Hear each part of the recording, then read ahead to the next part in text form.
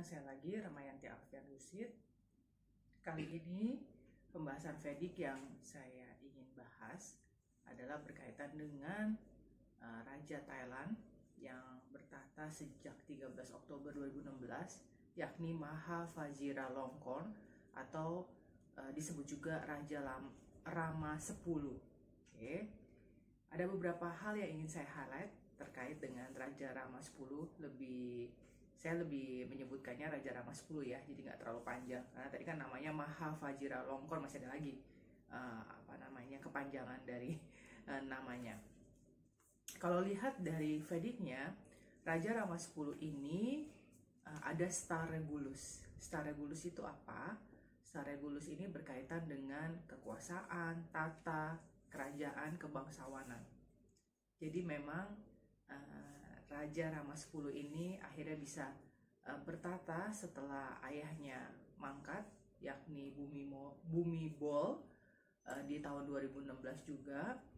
Itu selain memang ada faktor dia menggantikan ayahnya, tapi memang dari Vedicnya ada Star Regulus yang menggambarkan tentang kekuasaan, tata, kerajaan, dan kebangsawanan.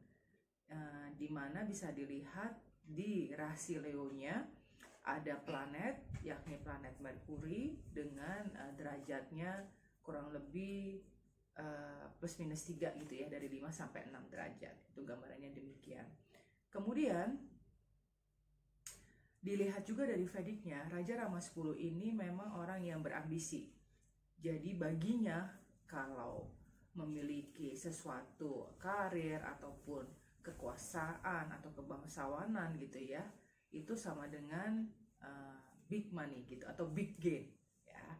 Memang di sana Plutonya, planet Plutonya itu juga derajatnya tinggi gitu ya.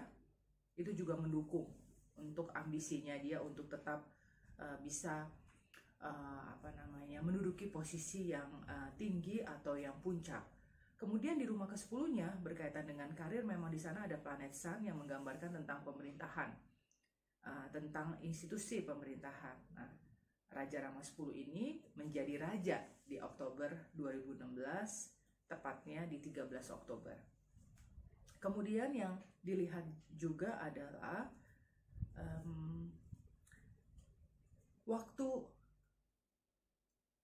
diangkat menjadi raja menggantikan ayahnya yang sudah mangkat, memang siklusnya mendukung, yakni siklus Merkuri Sun. Merkuri kita tahu tentang fast moving, jadi tiba-tiba aja gitu ya, segera gitu dia menggantikan. Kemudian ada Sun melambangkan pemerintahan gitu ya, melambangkan kerajaan, menggambarkan dia sebagai seorang pemimpin, sebagai seorang yang memang menakodai.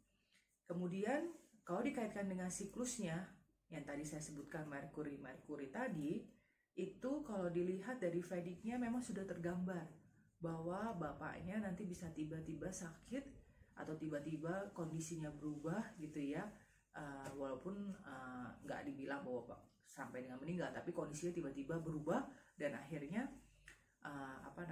harus situasinya pun juga harus cepat berubah. Nah, ini terlihat di rumah ke-9 dari Raja Rama 10 ini. Vedicnya menggambarkan ada faktor dari ayahnya yang situasinya tiba-tiba berubah. Kalau dalam hal ini kan ayahnya dikabarkan sakit, kemudian langsung informasinya berapa waktu kemudian akhirnya meninggal gitu ya. Ini tergambar banget dan sesuai banget dengan Vedicnya.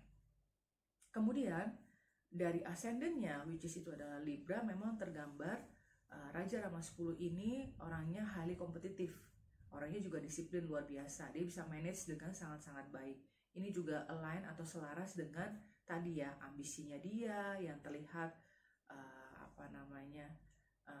ingin memiliki karir atau posisi yang bisa sampai dengan puncak gitu. Karena bagi dia ketika dia bisa mencapai puncak, itu pasti gain juga yang akan didapatkan.